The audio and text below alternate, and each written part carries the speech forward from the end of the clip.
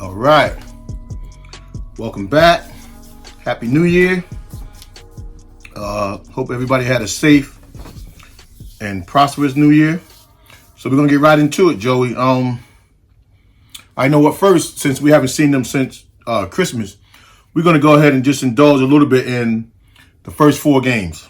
Because I'm just going to run down just a little bit of stats from that because, you know, before you tell us about the stats, I need everybody to like, just real quick, thumbs up, subscribe if you haven't. All right, now let's get to it. Okay. Y'all like my new set? Got this from my daughter and future son-in-law. You know, they like perfect Knicks fans. So, you know. All right, so anyway, we got a lot to be happy about at first because the first four games, 2-2, right? That's good record starting out the way everybody thought we would be. Crazy, led the league in three-point shooting, 46%. At the top of threes on defense, right? And then the middle of the top in team assists, which I like that. I like to see that really get to the top. And then we had two straight. And in that two straight, we blew out Milwaukee. You know, so nobody can take that away from how the Knicks came out the gate, you know, with that. But I even like what Randall said during that little mini stretch is that he talked about in Tibbs' system is you know where your shots is coming from. And then I used to always say that too, like about with Bernard King or Allen Houston. They used to say the same thing, that driving to the Garden, you know, game after game, you know you're getting certain shots in your sweet spot. So as a player, ain't nothing better than that. And if that's how the team feels, that when I get to the game, you know, I'm going to get my shots and I'm going to get them where I need them. So that wasn't bad, you know, for to come out like that the way we did. And then at the same time, in that 4-game stretch, it looked like Peyton, Billuck, and Frank were starting to get in their groove. You know, so, you know, a lot of good signs. Okay, now we get back to then when reality set in. So game 5, right? A winnable game against Toronto.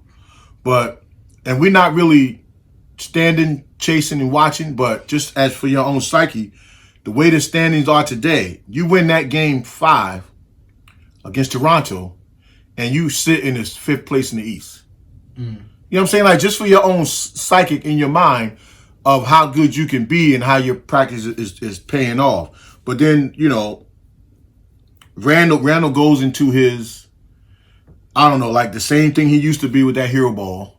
You know, Peyton start forcing passes to Randall, you know, same old BS.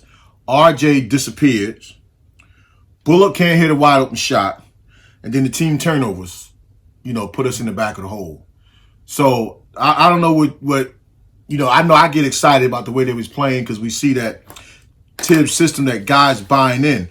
But if other dudes are going to go right back to the same old bad habits, you know, now that's just, I don't know. I can't get with that. I don't know about you. Yeah, Tibbs, he likes veterans, but especially with the Knicks, veterans tend to just stay in their old ways unless they can buy in. Stoudemire brought into the system that we was playing when we was starting to get good, and it worked. The players around Stoudemire believed in Stoudemire, and it worked. Yeah. I think the young guys believe in each other, but not so much the veterans. The veterans are thinking about their future off the Knicks, what it seems like to me, and it seems like our rookies are thinking about their future with the Knicks. Yeah. All our veterans, they don't necessarily want to be a Knick, and I've been saying that. You could tell with Elfrid Payton, he don't want to be there. No, but I don't necessarily say he don't want to be a Knick, but when you know almost like the Knicks don't want you, and then these guys are still in the prime of their life. So that could be part of too with Peyton. But I did see that the other night when Peyton hit a 3, I was encouraged by that. He hit a deep 3 in the corner and he pumped his fist. And you don't never see Peyton make an emotion. Yeah, but all right, so let's look at Randall for like a quick second. Randall, what is it, like 3 years in the league? 4? How many years he been in the league? He's like 5, 6, maybe more than that. 6, so he probably believes in his mind he can carry a team. So then you go to the Knicks that doesn't have a superstar at all, and then, you know, the media and then actual Knicks tell you got to step up, and now you hear them say point forward, you know, we hype it up to that, and then, you know, you got the Knicks fans that if they hear it, they believe it. So now you think you're a point forward and you running the team. So now they hear talks about we won a superstar, and you probably saying in your mind, "Well, I am the superstar." And you on the Knicks? Well, see that. Oh, I'm on the Knicks. All right. And I'm the best thing they got. Well, so he's the best thing we like. got. Listen, all right. So now I got to jump. So But look, he's screaming at. We said it. He's screaming at players or telling them what to do, but you ain't even doing what you're supposed to do. You're not doing your defensive assignments. You're throwing away the ball. You're not pushing the ball. It's like when certain players get in the game, Burke, quickly, when they was playing, it's like everybody's demeanor on the court changes. He doesn't change nobody's demeanor. They kind of just look at him. No, that's true. I mean, he had those spells, but we're gonna come back to Randall because it's a thing on that too. Because we talked about it before, and I want to touch on. But that's a lot of nerve with Randall because I saw him do that too. Mm-hmm. You know, jump on people, kind of like looking at them like they did something wrong. But then too, in that game against the Raptors, okay, quickly Burke and Obi was out, and then Austin Rivers came back. Okay, he didn't do too bad. I mean, Rusty didn't have any practice, but Bullock and Barrett went 0 for 17 from 3, right? And then as a team, we went 3 for 36 from 3. That's BS. Like that can't happen, like no shape or form. And then even Barrett, which I was shocked to when they said he hasn't hit a 3 since the first game of the season, when he made a couple in a row. So something to that ain't right. But what I also thought was interesting when they asked Tibbs in the press conference after the game about the bad shooting on the threes, and then his answer was, I don't know if you saw it or not, but his answer was, if the ball is moving, right, if it's the right play and the ball is moving and you're wide open, you have to take the shot for your team. So that tells me that 3-point shooting is a big part of what we're going to be doing this year. Because we really don't got no inside play unless you're going to throw Randall down there. He's really doing it right now that you can put down there consistently, which I think they should. Because he can get his assists and move the ball from the post, and even the mid-post. But that means that the players now, if that's your coach's philosophy, that he wants you to shoot when you're open, then you as a professional got to put that time in. Like, you got to make sure that when you take that shot, you knocking that down. You know, remember Frank was turning up shots? I forgot what was that the Milwaukee game, and then all of a sudden he just started stroking it after a timeout and then hit 3 in a row. But I mean, that's something with a professional player. If your coach has you in that role where the ball's gonna swing to you when you open, you know, like a Bullock. No, Bullock to me, he had that one game where he went 5 for 9, but that was an easy 8 for 9 because 3 of them he was wide open that he missed. You know, so I did like Tibbs saying that, like, because I would have thought looking at the game that they had just totally, you know, digressed back to their old ways. But the way Tibbs was talking, I know you're not going to panic after 4 or 5 games, but he was talking like they followed the game plan. But I can't see that totally because the assist was down in that game. You know what I'm saying? So those first few games when we liked the way the Knicks looked, because the ball was moving, and then you miss a wide open shot, but you're more comfortable. But when they're pressing, you know, trying to find shots, that's not the Knicks game. And they're not shooting with a purpose. Yeah. So, but again, I did like that about Tibbs. I liked his answer. I just hope that maybe in practice that you're making them more accountable for that. Yeah, it's the accountability. Cause like, even in I guess that third game we won, but it was like they kept overlooking Knox. Yeah, I remember that. Burke don't overlook Knox. He gets him the ball, and that's the problem I'm having. Is why are y'all overlooking these certain players? Like even I feel bad for Robinson sometimes. He cuts to the basket hard, and that alley don't go up. It's almost like only Quickly and Obi Toppin looking for you. You know what I mean? Yeah, it's like now they're thinking about it. Yeah, so now Robinson, you know, he gets frustrated. Knox starts shooting his frustration shots. If RJ Barrett don't touch the ball, he's shooting up like he can't even play defense how he wants to with certain play. That's the only thing I'm not liking. Like, and I said that the third game we won, but that was what I was trying to see. I was trying to see if it was just that they hit all these shots. That game, that first game they won, was it that? Are they really moving? Yeah, they doing all those things. It's just all the players don't seem like they actually brought in. I mean, really, no, I see the moving the ball part is what's getting me, because in those early games, even though they didn't win them the first two, soon as the person got it, if it wasn't their shot, it moved. It wasn't like I'm waiting. You know, we saw ourselves where Randall passed up Knox and Rivers, and Rivers was like, Oh yeah, you know, to force it to Barrett to shoot a wide open shot. Like if Rivers is on your right and Barrett is on your left at the three, and they both wide open, that's no brainer. Yeah, because like I said, the first couple of games, you can pass it, and you know somehow it was going to find me back. Yeah. If I was meant to shoot that ball, it was coming back to me. Yeah. Now it seemed like if they pass that ball, it might not come. Like Randall and Elfrid Payton look like they passed each other like 5 times back and forth before they even made a move, and everybody just standing there looking at them. Yeah, that was. And I was high on Elfrid Payton, but it's like if you don't want to be there, just let somebody else play point guard. Like, well, I mean, I would think that all our assistant coaches, and then he has some good games for us too, so I don't want to just like dump on him so much. But all our assistant coaches on that bench, and I see Johnny Bryant is really active talking to Tibbs, which you normally probably would not have seen in the past. You know, so that part could be encouraging. That means that somebody got to be also in them players' ear, and somebody got to see what we see and correct that. All right, some say that we need a point guard to be a successful team, and that which is true. But my take on that is every team's supposed to have a point guard. But what we need is a wing. We need wing players to be consistent.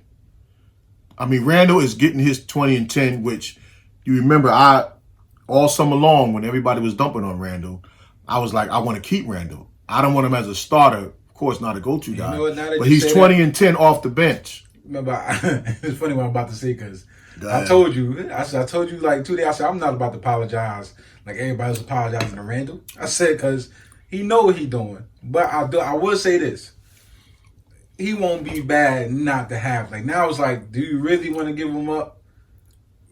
If you just can't, like, we're not getting nothing anyway. So now it's like, don't give him up now. Like, but that's all I was saying the whole time was, don't give Randall away for nothing because he's 20 and 10 no matter what. If it's a good game, he's 20 and 10, and if it's a bad game, he's 20 and 10. Now there's going to be days that he's going to be 30 and 15, and then there's going to be days he's going to be 15 and 6. But basically, he's 20 and 10. So you just can't. And that's the only. I don't care about Randall in that sense. You know what it is too, because like, so if he was coming off the bench, we wouldn't care, because it just the fact that he's starting his shots is almost cringeworthy. Like, yeah, I don't got faith in that step. Like he's making them. Don't get me wrong, he's making them, but I don't got faith in that step back and that short jumper.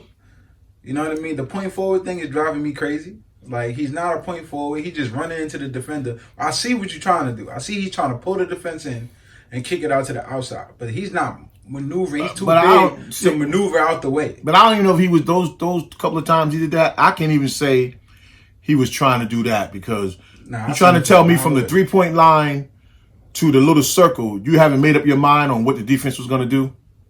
Like, you just barreling. You're not in position to shoot or pass when you run them guys over. And that's due to him not being a point forward. Like, his handle, he got good handle. He's a good player, but he's not putting them on their toes in that situation. All right, so even with Elfrid Payton, he's not putting them on their toes. And I know Quickly been hurt, and I'm like high on him right now. It's because you can see it when he step on the court. The defense is on their toes because they don't know what he's gonna do. Well, Payton goes side to side. Payton goes side to side unless. If he penetrates, that means he's penetrating to score. Will he be two-stepping? Yeah, but he dribbles left to right. Like when Payton gets in the lane, he's looking to score. Then he might dump it off. So that's a whole different type of a point guard. But okay, so let's go role players versus a superstar. Now this is what my take again with Randall, and this is also my take with Burke because. Someone calling for Burke to enter the starting lineup. Based on how he was playing, you could say, okay, he could be starting, but why would you tinker with that when he can come in off the bench and dominate against the the bench of the other team. And by the time the starters from the other team get in, he's already in the groove, so they can't stop him. So to me, Burke needs to stay coming off the bench. Even though right now you can't do it, Randall should come off the bench.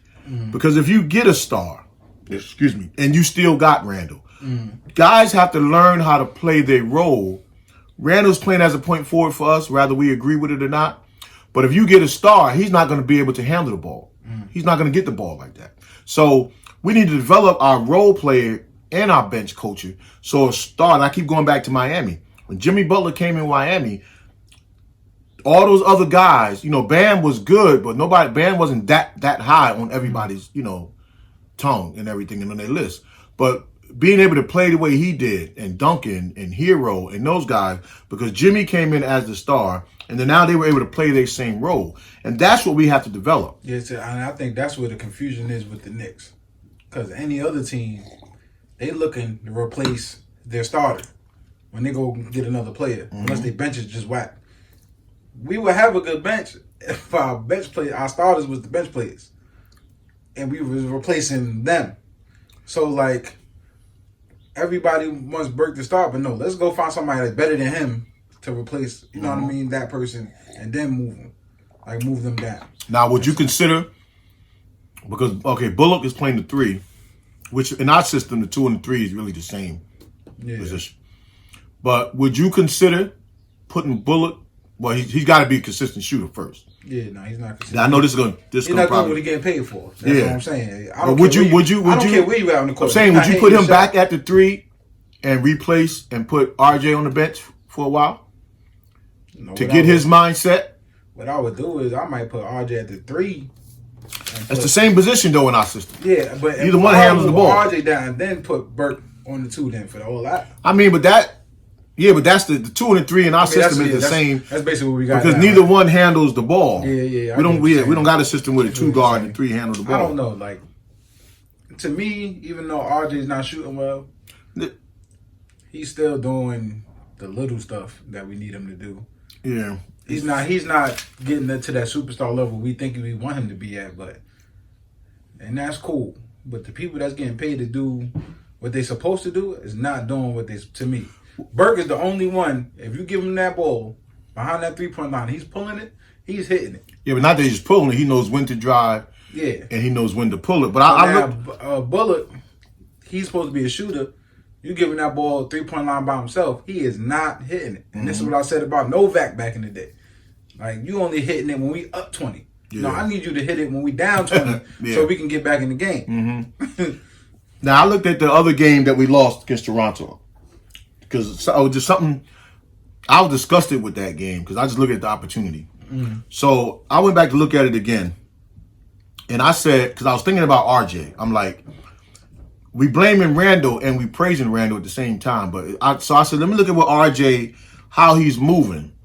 So what I started breaking down was that when RJ was getting the ball, his opportunities, now we know he's not going to be a great shooter right now.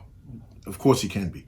But his opportunity, when I was saying like be like Dwayne Wade, like, you know what I'm saying, like dominate the game, the opportunities to me, they were there. Because I was also looking at where Randall, now most of the time Randall wasn't probably where you want your power forward to be if you're thinking about taking your man off the dribble, because Randall's always somewhere around the perimeter, which means his man is clogging up somewhere around the perimeter. But I looked at a lot of those shots that RJ was missing, that even with a slight head fake, he could have went around and got in closer or got to the basket. So that's what I mean too about, like, you're not going to be this, he's not a superstar, but the opportunities are there for him to make those kind of plays. You know, so I started thinking about, I do give Tibbs credit for that. Now maybe y'all got to tell him and the other guys when he get it in certain situations that as soon as he get it, maybe on, it seems like the right by the 3-point line is where he get it, where he can drive, because he likes to drive left. Then maybe when he get it there, then as soon as he gets it there, y'all do blah, blah, blah to make it easy for him. But so the opportunities are there for RJ to actually make superstar plays, but it's like he's selling for the jump shot, which is not in his forte. And then the other one too is going back to Burt, and then what I little bit I saw out of Austin, I seen like some stuff that we're gonna really when Quigley come back and Austin got his legs under him. Yeah, and if RJ's struggling, wow, I mean like I seen some stuff that the Knicks are gonna be hard to deal with in the backcourt. Now I want to throw this out at you right quick too. Okay, 10 teams make the playoffs this year, right? So, what do you think about that with the 7 to 10 in the play-in game? Because 7 to 10 and then the play-in game. Yeah, because I'm gonna tell you mine first. I don't like the fact that it's only for this year anyway, and it worked in the bubble when 9 and 8 had the play-in game. So the only thing I say about that is I don't like the fact that they included the 7th seed to be a part of the play-in game. Because what if the 7th seed is closer to the 6th seed and they're like 5, 6, 7 games apart from the 8th seed? Then that's not fair. That's not fair to include. It should, if anything, then add 11 teams and let that 7th seed be solid. Yeah, because then it starts getting into apples and oranges. Because what if the 6th and 7th seed is only 1 game apart, or 6th and 7th seed is tied? Nah, that's fine if the games is not back to back to back to back to back. Well, it's probably just going to be 1 game. If it's 1 game, then they shouldn't have another game for another week because you're going to play your hardest to stay into the playoffs. You know what I mean? Like, don't make them like the season's over. Yeah, because it's good for tanking. These teams are going to play. So that means, I think if they play that game, let a week go by and then... Oh, no. Time-wise, that's going to be almost impossible to... Yeah, if that's what make it not fair, because the rules is the rules, but... When you're making it harder for the 7s, now they got to play extra games because they already got in. Yeah. All right. So, yeah, I just didn't like it for the 7th seed. I just felt that the 7th seed has a great record. They shouldn't be penalized. Mess around and sneak up. Well, no, it's good for the Knicks because anybody that's at the end of the season is hovering around 11 and 12, and you got a chance to get in. Because look at Portland did last year. All you got to do is get in. They just, ran into the Lakers, but they went in high, and they were way on the outside before that played those playing games. I hope they don't keep that because I know. Just this year. Yeah, I seen the comments because they don't even seem like players play hard until they get to the playoffs. So teams are not gonna. They're just gonna try to hover around that 10 spot and then play hard. So I don't know. I don't know how I feel about that. I guess so. Yeah. So right now, I guess it's entertaining when you think your team made it. But they're trying to keep competitive basketball. That's what they're trying to do. Yeah. So to make it competitive, I kind of think maybe that 7-game series. Try not to do that for a while. Maybe do 1 and done like March Madness or something like. No, you're talking about you trying to start a war now because you're talking about an asterisk. You beat somebody 7 games. I don't care if you never had no games the whole season, and you beat somebody 7 games, then you earn it. But you beat somebody 1 game.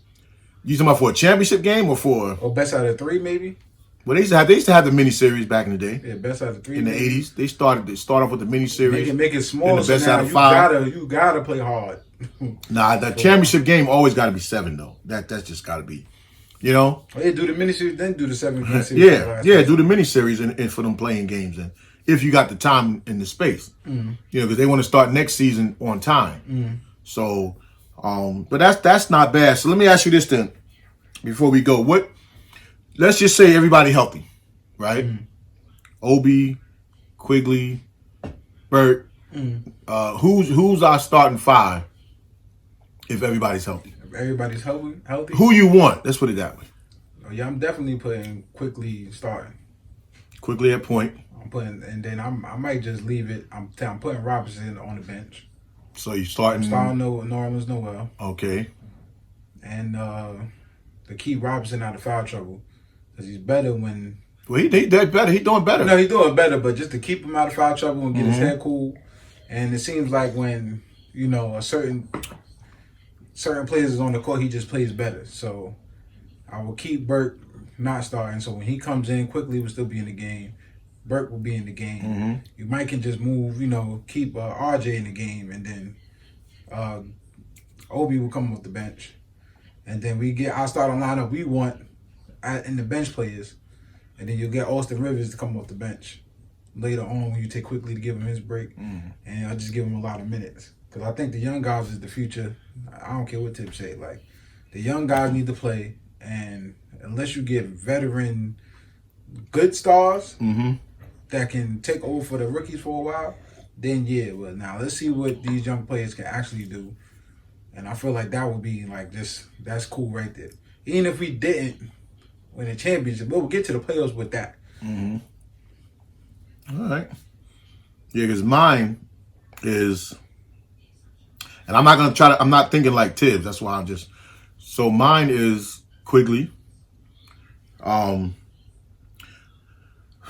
gonna say RJ, but I really want to say Bullock for the sake of the balance of the team. Knox, Obi, and Nerlens to have veteran presence in the starting lineup.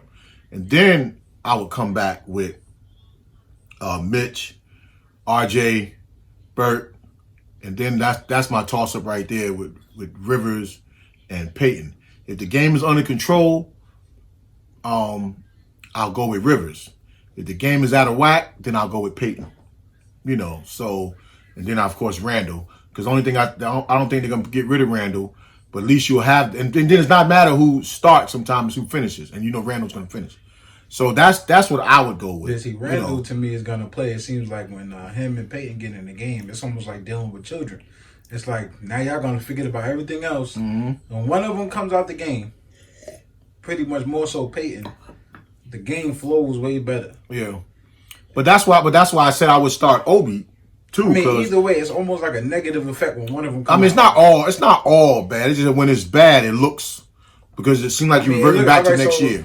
It's almost like on the inbound, Lakers on the inbound might just pass it to LeBron, right?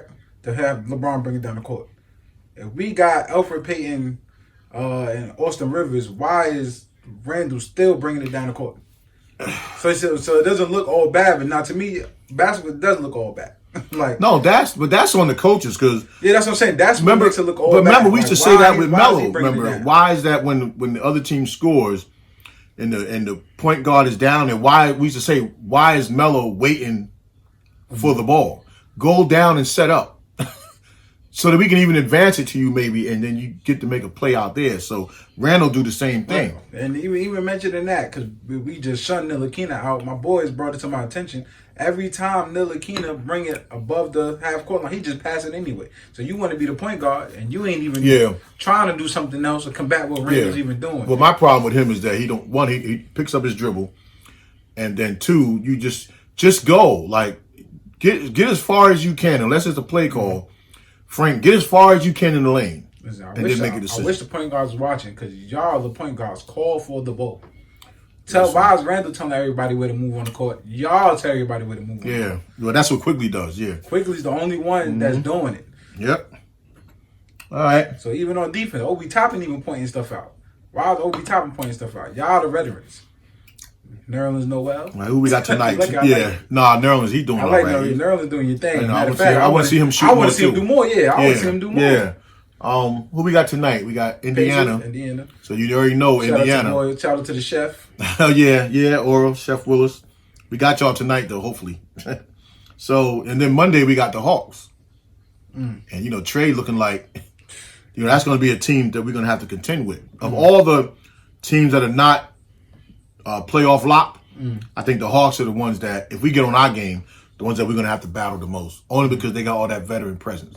They got Rondo down there and, Gallo and people like that. All right, so we want everybody to like, comment, subscribe. And then want y'all still, stay safe through this holiday weekend. And Joey, anything?